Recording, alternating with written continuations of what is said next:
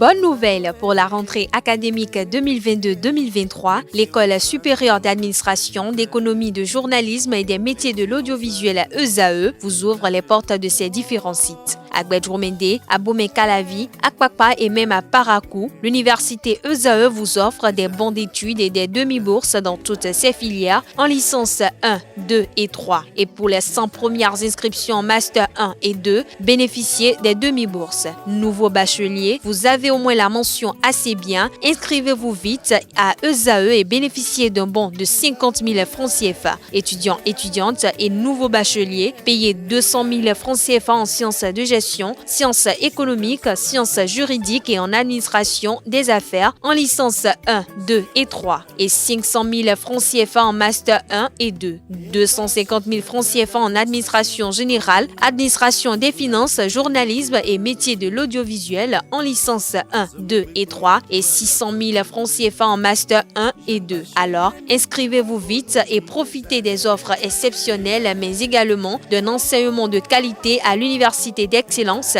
ESAE. Infoline 90 93 65 21 ou le 98 98 14 00. ESAE, l'excellence à un nom. Amis internautes, bonjour et bienvenue à la une des journaux de ce matin sur ESAE TV. Nous démarrons tout de suite par l'informateur qui affiche à la une Assemblée nationale, le CNHU Hubert Koutoukou Maga en débat demain. Les députés sont invités au Parlement demain mercredi 21 juin 2023 pour se pencher sur les deux questions orales relatives à la qualité des prestations au CNHU et à la qualification au péage de Tinigui à Natitengu. En deuxième titre, à la une, nous découvrons police républicaine, une unité spéciale créée. En bas de page, nous avons baccalauréat 2023, le point de la première journée de composition. En manchette, il est écrit « Drame au stade lors du match Bénin-Sénégal, une commission d'enquête administrative mise en place ». N'oublions pas le journal École qui titre aujourd'hui « Médiation en Guinée ». Le voyage de Yahi reporté. Nous passons au quotidien national d'information La Nation qui titre à la une « Hausse des recettes budgétaires au premier trimestre 2023 ». L'embellie des régies financières se poursuit. En deuxième titre, nous pouvons lire « Drame enregistré lors du match Bénin-Sénégal, une commission d'enquête mise en page ». La Nation affiche toujours à la une FADEC 2023, 84,9 milliards de francs CFA pour nos communes. Nous passons à Matin Libre qui affiche aujourd'hui à la une interdiction de sit-in et d'une croisade à Porto Novo. La rupture renoue avec les restrictions. En manchette, nous avons drame lors du match Bénin-Sénégal au-delà des enquêtes que les sanctions suivent.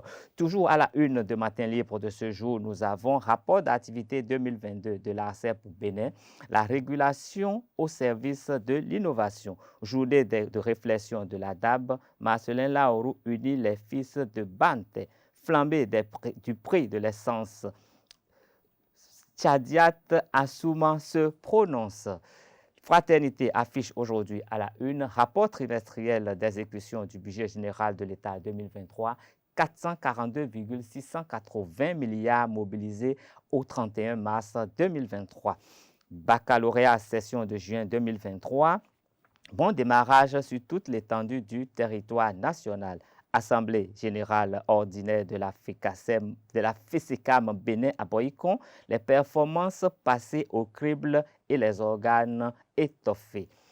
Le Béninois libéré affiche aujourd'hui à la une bonne nouvelle pour le football béninois, réalisation d'un rêve du président Talon. Deux cracks de coton FC s'envolent pour la Turquie. En deuxième titre, nous avons bousculade lors du match Bénin-Sénégal. Omeki met en place une commission pour élucider cette affaire. Rapport de la médiation en Guinée, mécontent, Yahi s'énerve et réagit. Nous passons à la tribune de la capitale qui titre aujourd'hui au menu des séances plénières des 21 et 22 juin prochains à l'Assemblée nationale, deux questions orales à examiner et relecture de la loi des déchets chimiques.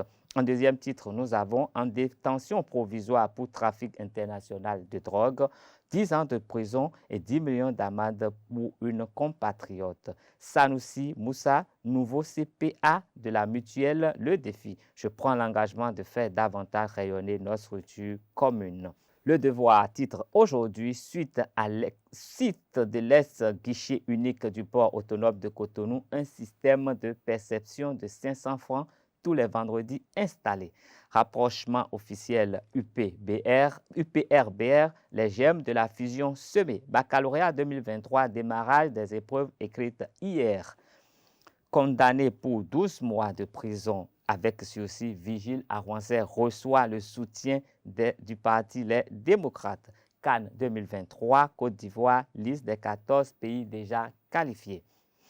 Ce sera tout pour la une des journaux de ce matin. Retrouvez tous ces journaux dans les kiosques et en ligne.